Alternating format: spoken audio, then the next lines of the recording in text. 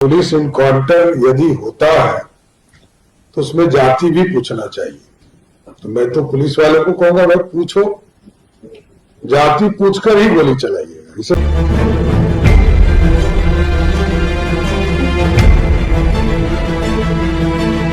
बार बार कहा जा रहा है अपराध करने से पहले 3 बार सोच लें, और अगर अपराधी अपराध करेगा तो 0 टॉलरेंस है। पुलिस को खुली छूट दी गई। खुद भी गंगा में जाएंगे जो लोग सुधरेंगे नहीं। अभी तो हथियार फेंक रहे हैं, सुधरेंगे नहीं तो उनको भी गंगा जी में जाना पड़ेगा। गंगा जी को ज्ञान क्या हुआ? उनको ज्ञान है, उसके बाप के खजाने से पैसा निकल जाता था, तब तंगी नहीं थी। जिस राज्य में चुनाव में वोट देते समय लोग जाति देखकर वोट करते हैं, उस राज्य के मुखिया मुख्यमंत्री ने बिहार पुलिस को साफ तौर पर निर्देश दे दिया है कि अपराधियों को गोली मारने से पहले उसकी जाति पूछ लो। एनकाउंटर से पहले अब अपराधी की जाति पूछी जाएगी। और इसी बीच पटना में एक और एनकाउंटर हुआ है और बताया जा रहा कि रावण का एनकाउंटर बिहार पुलिस ने कर दिया है। और नीतीश कुमार ने एक ऐसा चाल चल दिया है जिसकी चर्चा उनके मुख्यमंत्री ना रहने के बावजूद हो रही है। यानी कि बिहार में यादव को यादव से लड़ाने की तैयारी, राजपूत को राजपूत से लड़ाने की तैयारी। और आखिर ये पूरा खेला क्या है? ये पूरा खेला इस 5 से 7 मिनट की रिपोर्ट में हम आपको बताने जा रहे हैं।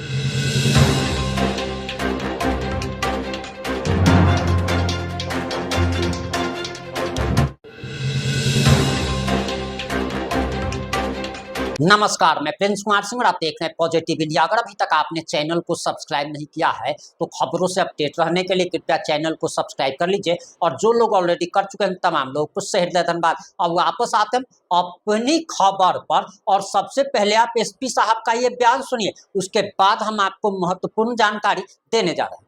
5/26 को भिलावर थाना अंतर्गत एक हत्या की सूचना प्राप्त हुई थी, जिसके अंदर प्राथमिकी के अंतर्गत जो नामजद अभियुक्त थे, जिसका नाम रावण है, उसको आज दिनांक 21/5/26 को एसआईटी को जो हेड कर रहे थे एडिशनल एसपी हेडक्वार्टर और एसडीपीओ सदर के द्वारा टाउन थाना अंतर्गत से गिरफ्तार किया गया।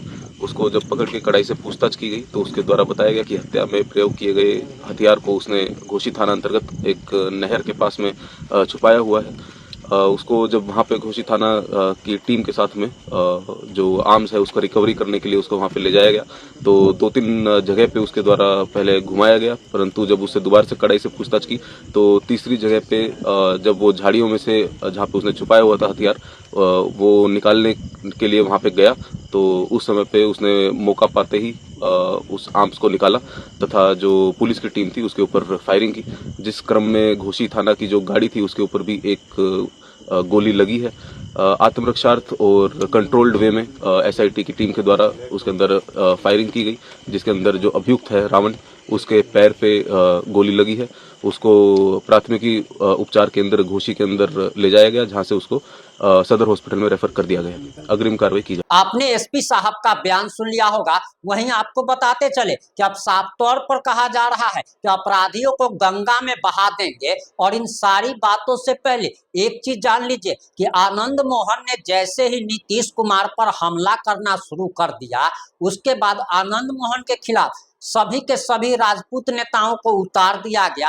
यानी कि राजपूत अगर कुछ बोल रहा है तो राजपूत से उसको गाली सुनवाओ। तेजस्वी यादव ने सवाल किया था कि बिहार में जाति देखकर एनकाउंटर किया जा रहा है, तो ये तेजस्वी यादव यादव जाति से हैं, तो उनको जवाब देने के लिए विजेंद्र यादव को लाया गया है। और विजेंद्र यादव क्या कह रहे हैं वो सुन लीजिए। इसके साथ ही साथ भाजपा के प्रदेश अध्यक्ष तो साफ तौर पर कह दे रहे हैं कि अपराधियों को अब गंगा में बहा देंगे। अब जरा आप ये बयान सुनिए। तो खुली छूट दी गई है। तो यह बोला गया है कि 48 घंटा के अंदर आपको जवाब देना ही देना है। और कई नेता अपराधियों पर जाति का लेबल लगा रहे हैं। अपराधी अपराधी है, चाहे किसी भी जात का हो, चाहे किसी भी संप्रदाय का हो। ध्यान नहीं है, राजद की सरकार थी, जंगल राज बिहार में था। अपराध और अपराधियों को सत्ता का संरक्षण प्राप्त था। क्या जात के आड़ में यही बोलना चाहते हैं? वो अपराधी को बचाना चाहते हैं? ये सम्राट चौधरी जी की सरकार में किसी हालत में भी संभव नहीं है। कोई भी अपराधी हो, किसी भी जात का हो, किसी भी संप्रदाय का हो, क्या इनकाउंटर करने के पहले उससे पूछा जाएगा?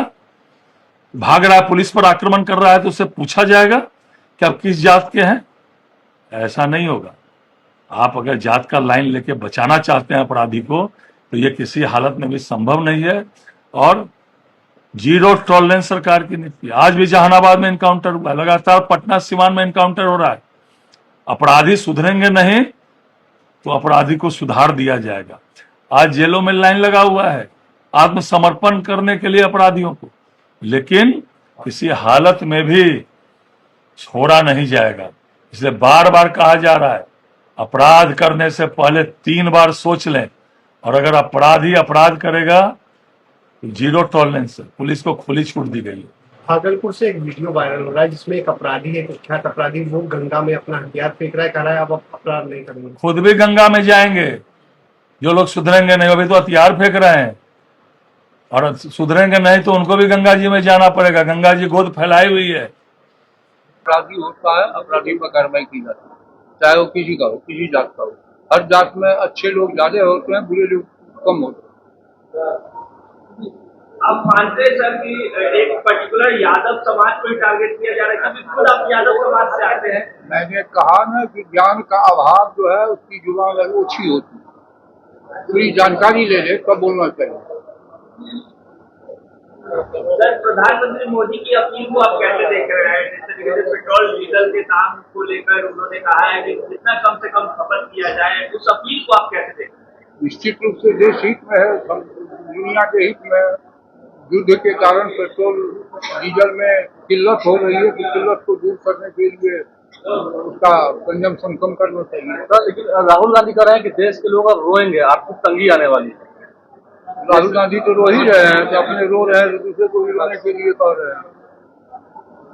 आपको लगता है कि मतलब आप तो वित्त मंत्री भी हैं, बिहार में आर्थिक तंगी है तो कुछ हालात होंगे? कहीं कोई आर्थिक तंगी नहीं है, कहीं कोई खराब स्थिति नहीं। तो ऐसी भी करें कि बिहार में पैसा नहीं है। बिल्कुल ज्ञान के अभाव में उसको ज्ञान है। उसके बाप के खजाने से पैसा निकल जाता था, तब तंगी नहीं थी। सर, प्रधानमंत्री मोदी के साथ अपनी अपील के बाद जो व्यापारी वर्ग हैं उनमें बहुत बड़ी नाराजगी दिख रही है। खासकर सोना नहीं खरीदने की जो बात है, वो खरीद नहीं पा रहे, वो कह रहे हैं क्या दुकान बंद कर दें, क्या करें? जो स्थिति जितनी हो गई है, इसके कारण पूरी दुनिया में इस तरह की बात है कि फॉरेन मनी का खर्चा बचे। सर, प्रधानमंत्री ने जो अपील की है पेट्रोल डीजल के बाद, क्या लगता है आपको कि अब बिजली खपत को लेकर भी कोई अभियान चलना चाहिए? क्या बिजली का भी उपयोग बचाव करना चाहिए? बिजली का भी कोई किल्लत की स्थिति नहीं है। पेट्रोल डीजल पर किल्लत है, धीरे धीरे समस्याओं का निदान किया जाए। और दिल्ली सरकार ने भी कहा है कि बकरीद के दौरान गौ हत्या न हो, उसको लेके आप क्या कहें? निश्चित रूप से अच्छी बात है, स्वागत योग्य फैसला है ये। निश्चित रूप से गौ की हत्या नहीं होनी चाहिए। गाय दूध देती है, घर में भी ऐसा नहीं है कि गाय का मांस खाना है। राजनीति में सैद्धांतिक मतभेद होते हैं, व्यक्तिगत बातें वर्जित है। लोक लाज से लोक राज चलता है। इस तरह का अज्ञानता का उद्बोधन, क्या कहते हैं, घाटियापन का व्यवहार, ये आने वाले समाज के नौजवानों के लिए बहुत ही बुरी स्थिति होगी। देश के लिए कलंक का विषय। उन्होंने गद्दार कह दिया था प्रधानमंत्री। वही मैं कह रहा हूँ, देश के प्रधानमंत्री उसको क्या बहुत ईमानदार कहा जाए क्या? इस ढंग का भाषा का प्रयोग वर्जित होना चाहिए। ठीक है। अब आपकी क्या प्रतिक्रिया? अपनी प्रतिक्रिया जो दीजिएगा। जुड़े रहे हमारे साथ। जय हिंद, जय भारत।